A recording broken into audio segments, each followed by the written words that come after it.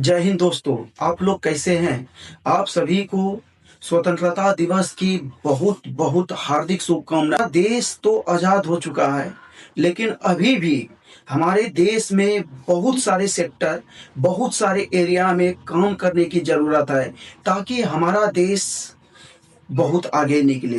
क्योंकि अभी भी हमारे देश में गरीबी बहुत है। अभी हमारे देश में जैसे कि अलग अलग जगह की बात करते हैं, तो वहाँ पर भी देखने को मिलता है, जैसे कि अनटचेबिलिटी की बात किया जाए, जैसे छुआछूत हो। तो हमारा देश आज इतना आगे निकलने के बावजूद भी अगर ये सब देखने को मिलता है, तो कहीं न कहीं सिस्टम में रिफॉर्म करने की ज़रूरत है। और जो भी इसकी समस्या है, इसे समाधान करने की ज़रूरत है। हम इसे मॉनिटर कर रहे थे कि मोदी जी द्वारा लाल किले से क्या भाषण में अपना रख रहे हैं, उनका मुख्य थीमें क्या है, पर नज़र रखे हुए थे। मोदी जी द्वारा ये अब की बार 13वीं बार लगातार लाल किले से अपना स्पीच दिए, जो कि इससे पहले सबसे ज़्यादा पंडित जवाहरलाल नेहरू ने, जो कि 17 बार दिए हुए हैं, और इसके पहले इंदिरा गांधी जी ने दिए हुए थे। लेकिन यह मोदी जी द्वारा अब की बार लगातार कंजिक्यूटिव टर्म में मोदी जी इंदिरा गांधी जी से आगे निकल आए। और यह देखने को मिला कि मोदी जी ये 4 साल में सबसे छोटा भाषण, जो कि 75 मिनट का दिया। मोदी जी द्वारा कुछ इम्पोर्टेंट बात कहा गया है, हम लोग रखते हैं। मोदी जी का इम्पोर्टेंट बात क्या है? आप लोग को अगर यह वीडियो अच्छा लगे तो यह वीडियो जरूर लाइक करें, एक बार मेरे चैनल को जरूर सब्सक्राइब करें। क्योंकि आप जो यह देखते हैं कि यह तो 2 मिनट 5 मिनट का या 10 मिनट का वीडियो आते हैं, इसमें हम लोग का, हमारे टीम का घंटों का मेहनत होता है। इसलिए ये चैनल को जरूर सब्सक्राइब करें, ताकि इससे हम लोग को आपसे इम्प्रेशन मिलता है, और ताकि हम लोग अपना मेहनत करने में कोई कमी नहीं रखे, टीम को इससे उत्साहित मिलता है। आप लोग जरूर ये वीडियो को देखें। मोदी जी द्वारा शक्ति की सप्तधारा ये लाल किले से दिया गया था। ये हम लोग जानने का प्रयास करते हैं कि यह सप्तधारा क्या है। तो पहला इसमें आता है मैन्युफैक्चरिंग पावर। मीन्स भारत को अब मैन्युफैक्चर में, मीन्स जैसे कि जो भी अगर हम लोग बनाते हैं, सिर्फ इंपोर्ट करने से कुछ नहीं होगा। हमारे देश में अब मैन्युफैक्चरिंग हब भी बनाने का जरूरत पड़ रहा है, क्योंकि जब तक मैन्युफैक्चरिंग हब नहीं होगा, हमारे देश आगे नहीं होंगे। दूसरा बात करता है कृषि और food processing, agriculture and food processing की बात कहा गया है। इसमें कृषि पर भी बहुत अहम बातें कहा गया है, क्योंकि हमारा भारत देश कृषि प्रधान देश है। क्योंकि अगर कृषि को अगर छोड़ते हैं, अगर उनको हम अपने साथ नहीं लेकर जाते हैं, तो हमारा देश पिछड़ने का कारण बन सकता है। तीसरा नंबर पे आता है साइंस और टेक्नोलॉजी। इसमें हमारे देश को साइंस के क्षेत्र में, जैसे कि यह तो कुछ बनाने की ही बात किया जाए, या तो स्पेस की ही बात किया जाए, इसमें हमारे देश को अहम मुद्दा, अहम भूमिका बताया जा रहा है। और चौथा नंबर पर आता है गति शक्ति इंफ्रास्ट्रक्चर। इसमें क्या होता है कि जैसे कि कोई माल तैयार हुआ, अब इस माल को एक जगह से दूसरे जगह ले जाने के लिए तो ट्रांसपोर्ट का जरूरत होता है। इसमें वही क्षेत्र आता है, ट्रांसपोर्टिंग क्षेत्र आता है।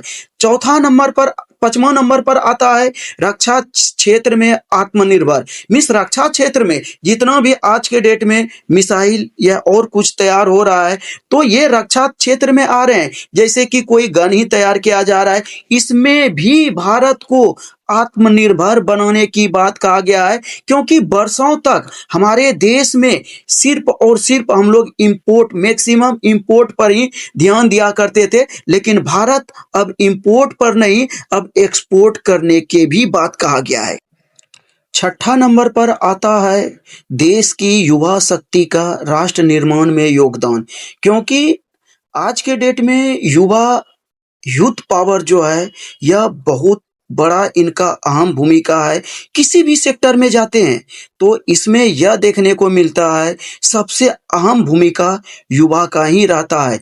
इसलिए युवा को जो भी अगर आज के डेट में परेशानी हो रहा है, कहीं न कहीं इसे सही करने की बात कहा जा रहा है। और 7वां नंबर पर बात आता है भविष्य की आवश्यकताओं के अनुरूप अगर कोई चीज़ में चेंजिंग करने का ज़रूरत है तो उसे चेंज किया जाएगा ताकि हमारा देश निरंतर आगे बढ़ता रहे।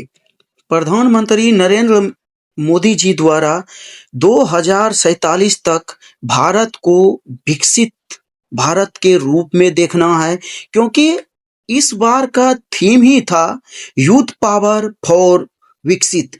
तो इससे क्या होंगे कि जो भी हमारे देश का गरीबी है या और जहाँ पर जो परेशानी है उसे कहीं न कहीं सुधार करने की बात कहा गया है।